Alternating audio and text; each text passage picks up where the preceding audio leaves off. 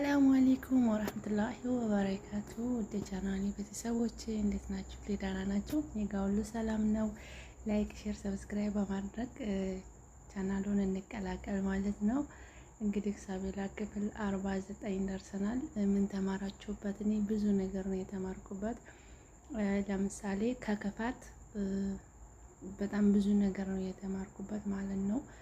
ምክንያቱም ከክፋትም ከየዋህነትም ማንኛውን እንግዲህ መምረጥ እንዳለብን ፊልም ስናይ ብዙ የሚያስተምሩን ነገሮች አሉ። ብዙ ከነሱ ትምህርት የምንወስዳቸው ነገሮች አሉ። እኔ ብዙውን ያው ትምህርት ወስጄበታለሁ። ክፉ ለመሆንም ጥሩ ለመሆንም በጣም ሲበዛ የዋህ መሆንም ዋጋ ያስከፍላል።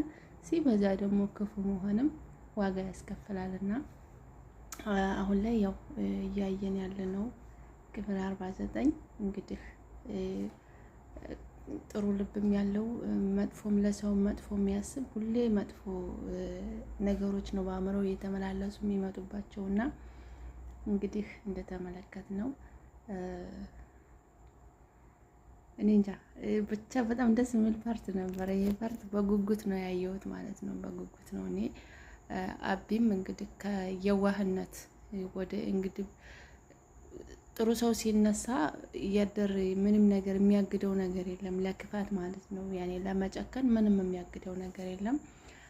ያው አቢም እስከዛሬ ድረስ ያው የዋህ ምስኪን፣ በዛ ላይ ደግሞ እኔ በጣም ነበር የምናደድበት ማለት ነው። በጣም ነበር እኔ የምናደድበት ምክንያቱም በቃ የሆነ በብዙ ነገር ሲሸወድ ምናምን እናደር ነበረ።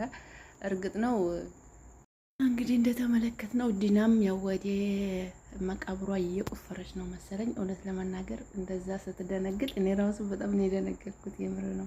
የሆነ መጥፎ ነገር ሲኖርባችሁ በቃ በሆነ አጋጣሚ መሳቀቅ፣ መደናገጥ ምናምን እንደዛ ነው እና እንግዲህ ወደ ዶክተር ስንመጣ ደግሞ ዶክተር ይቅር ብትለውና በአንድ ቢሆኑ በጣም አሪፍ ነው ብዬ ነው የማስበው።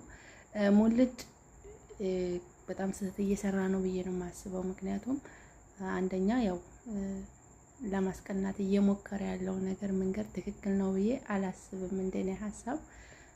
ምክንያቱም ቅናት በጣም እንትን ሲል ለማስቀናት ሲል የሚወዳትን እንዳያጣት ብዬ አስባለሁ ማለት ነው። እና እንግዲህ ውድና የተከበራችሁ የዩቲዩብ ቻናል ተከታታዮች ያው የምለቃቸው ቪዲዮዎች ላይክ፣ ሼር በማድረግ ተባበሩኝ፣ አይከፈልበትም።